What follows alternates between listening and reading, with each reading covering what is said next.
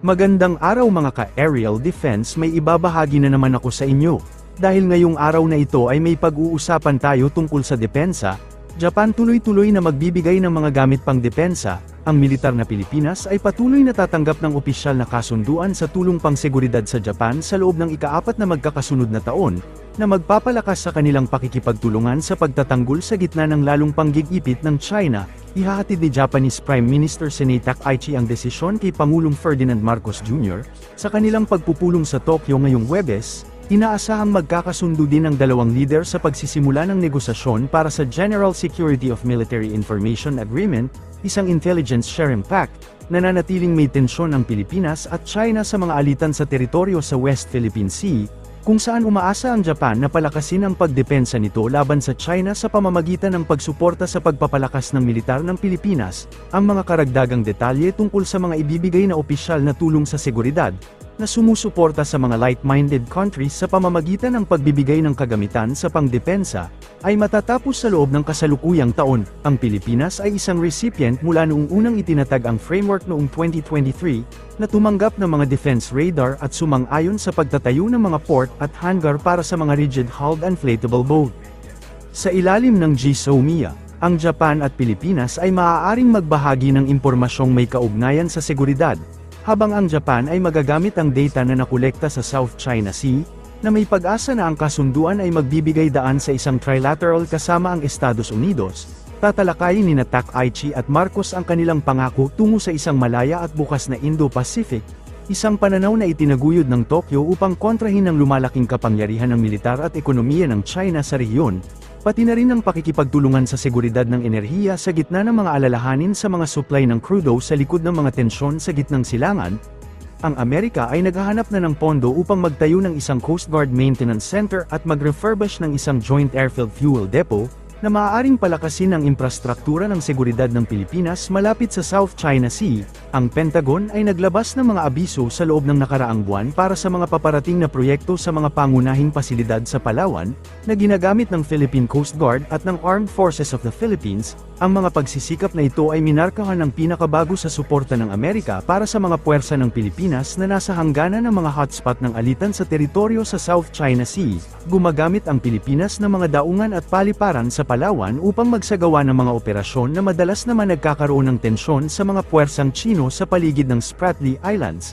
Ang isa sa mga bagong inisyatiba ng Washington ay naglalayong pondohan ang isang Intermediate Logistics Maintenance Center sa Bululuyan Port, na madalas puntahan ng mga PCG cutter bago ang patrol at resupply mission sa West Philippine Sea.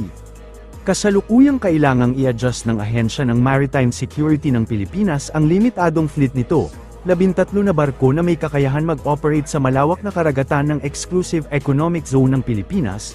Kulang din ang PCG ng mga Organic Maintenance Facility sa Palawan, kaya napilitan ang mga cutter at iba pang kagamitan na tumulak pa sa ibang parte ng Pilipinas para sa repair at refit. Ang isang forward-based na pasilidad ay maaaring paganahin ang mas napapanatili at madalas na operasyon ng PCG sa West Philippine Sea, isang kakayahan na maaaring mapabuti ang posture ng Pilipinas laban sa malaking puwersa ng China ng mga forward-deployed warship at cutter na nagtatangkang manakop.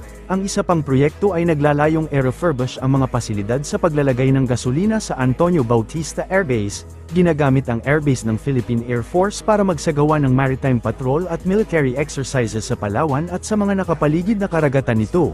Ang airbase ay isa rin sa 9 na Enhanced Defense Cooperation Agreement site. Bilang pangunahing airbase sa Palawan, nakatanggap ang Antonio Bautista Air Base ng maraming upgrade mula sa Amerika sa loob ng nakaraang dekada sa gitna ng mga tensyon sa West Philippine Sea. Kasama sa mga proyektong ito ang mga pasilidad ng command at control para mapahusay ang kooperasyon ng US at Pilipinas sa panahon ng mga ehersisyo o isang contingency.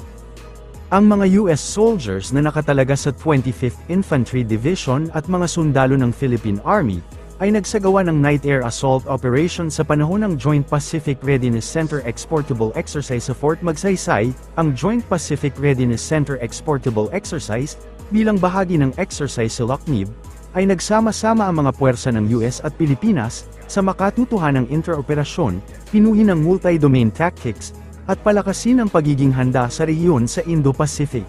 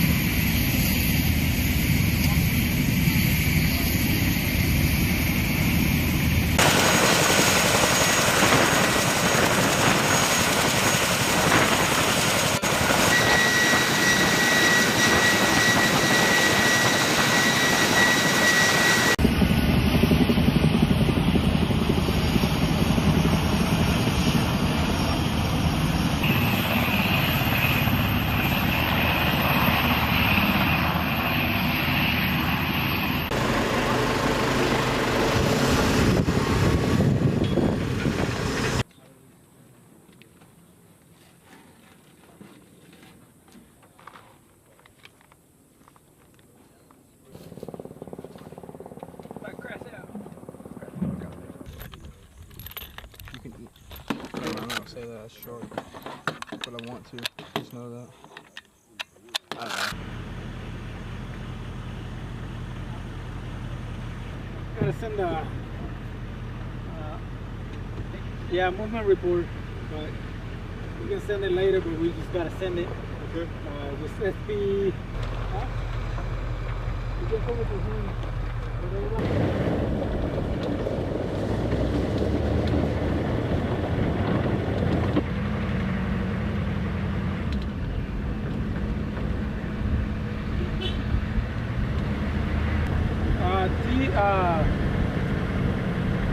DON.